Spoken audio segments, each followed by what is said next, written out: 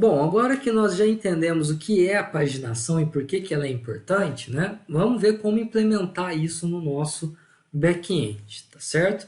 Eu poderia fazer isso aqui que eu fiz, né, do comando select, ter o parâmetro offset limit, tá?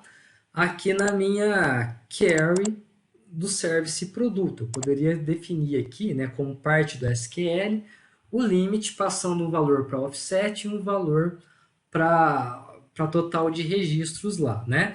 E definir esses valores na forma de parâmetro, igual nós fizemos para preço, FG status e descrição, aonde eu passo um valor para esses parâmetros e o problema está resolvido. Mas no caso do FireDAC, isso acaba sendo mais simples, porque toda a query do FireDAC, né, você tem a propriedade Fetch Options, que vai controlar a forma que o nosso dataset é criado. E dentro do Fetch Options, nós temos duas propriedades importantes para esse caso, que é o hex skip, que equivale ao nosso offset, e o hex max, que equivale ao nosso limit. Tá? Por padrão, ambos são -1, significa que ele vai, começando a partir do primeiro registro, trazer todos os registros que forem encontrados na tabela. Tá?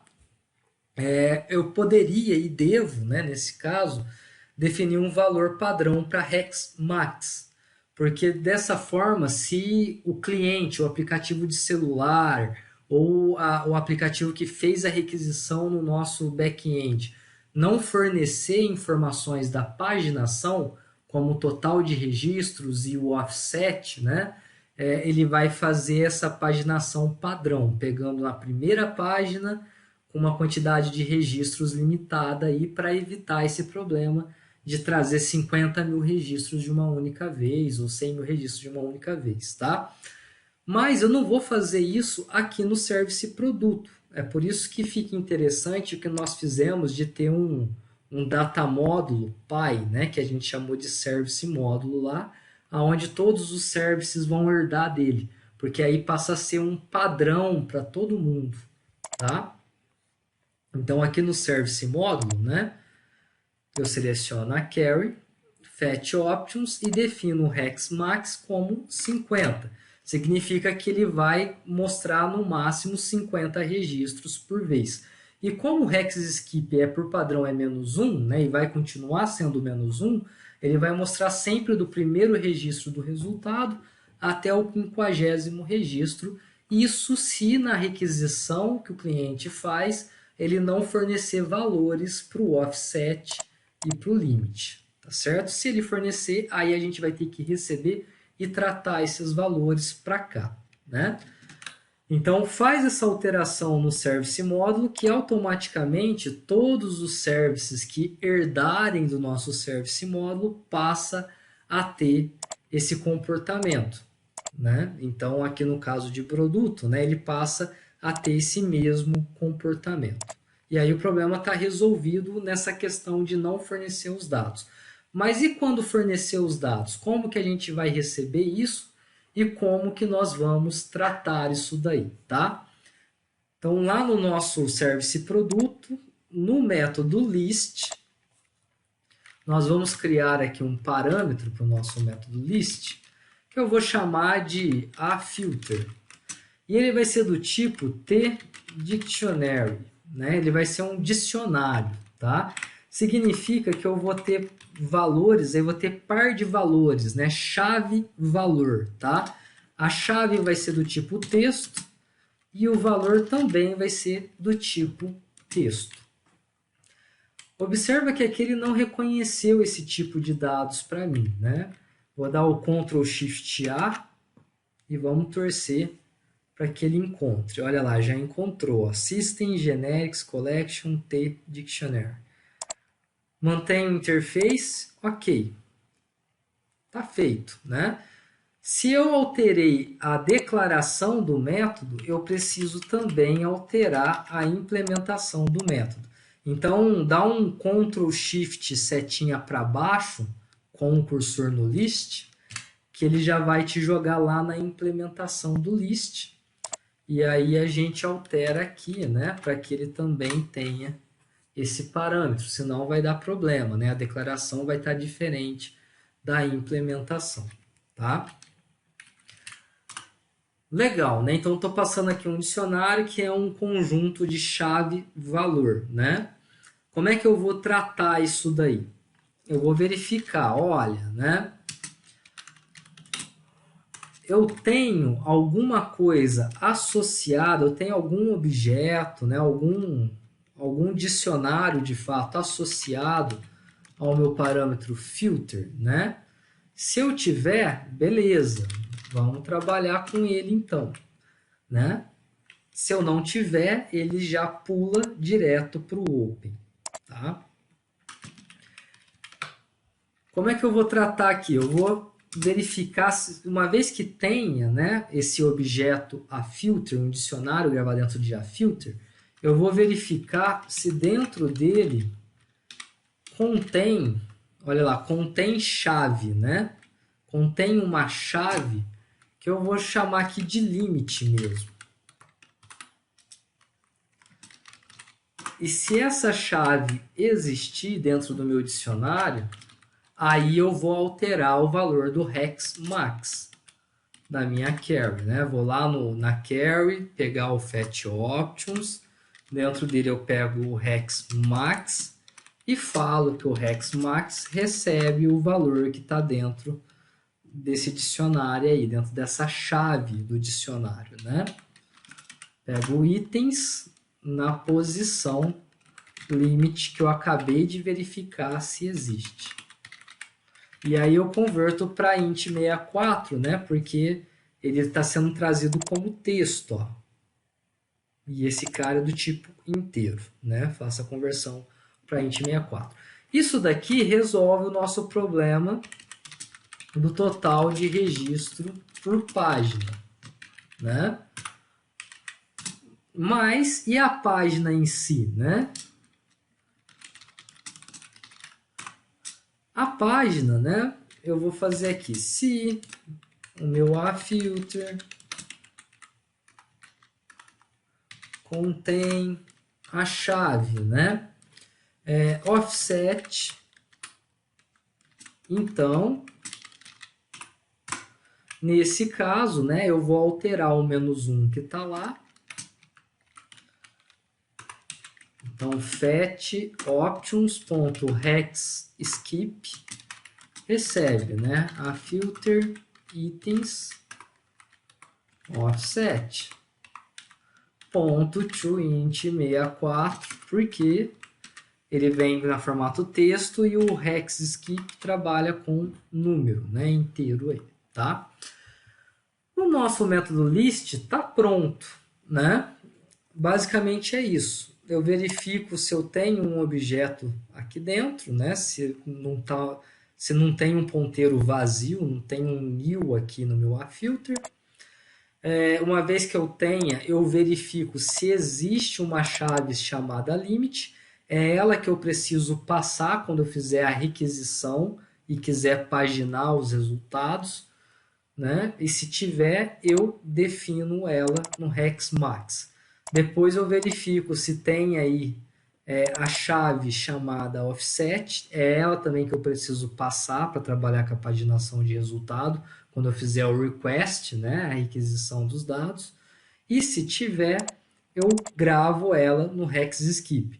Se não tiver, né, isso daqui tudo vai ser ignorado e ele segue valendo 50 e -1, que foi o que a gente definiu lá no service módulo, né? Quando a gente seleciona a care, tá? Simples assim, mas a gente precisa ajustar a chamada desse método, né? A gente alterou a declaração e implementação do método, a gente precisa corrigir agora a chamada dele. Se eu der um Ctrl F2 aqui, Ctrl F9, desculpa, né? Olha lá, ó. Ele já vai me jogar direto lá para minha rota get produtos, né? Isso no código principal do projeto. Aquela primeira rota que eu fiz, get produtos. Quando eu chamo o método list, agora eu sou obrigado a fornecer uma lista de parâmetros, tá? O parâmetro que eu criei aqui, sendo do tipo tdicionário, com texto de chave e texto de valor, não foi por acaso, né? Eu fiz isso dessa forma porque agora eu posso, né, simplesmente passar para frente aí, né, o nosso próprio carry, que tem aí os parâmetros da requisição, né? Eu tinha comentado isso alguns vídeos atrás. No HTTP, né, a gente pode ter o URI params, que seriam parâmetros na própria URL, como é esse caso aqui, né? Faz parte do nosso recurso, né? Nesse caso, o parâmetro. Ou eu posso ter, né, um carry params, tá? Que seriam parâmetros aí de consulta. E aí, nesse caso, a gente vai trabalhar com carry params, né? Então, aqui no list, como parâmetro do meu list, eu posso simplesmente passar o meu rec, que contém todos os dados da minha requisição, ponto carry.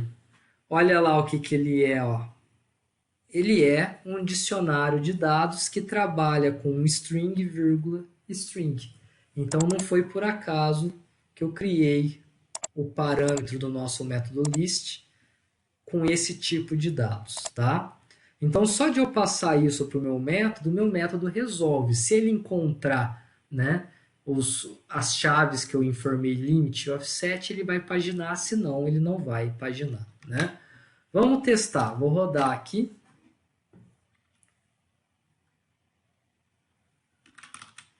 E vou abrir o Postman para a gente poder fazer um teste agora.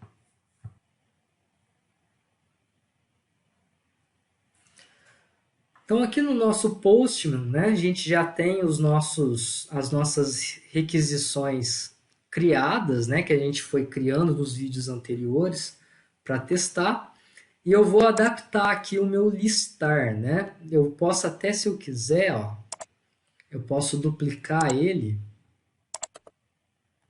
renomear, né? Para ao invés de listar, paginar. E aí a diferença, né, é que eu tenho aqui, ó, params, que são os meus carry params. Então não é o parâmetros URI que vem aqui na URL, não, né? São meus carry params que vai depois de um ponto de interrogação, né? E aí você tem os parâmetros separados por E comercial.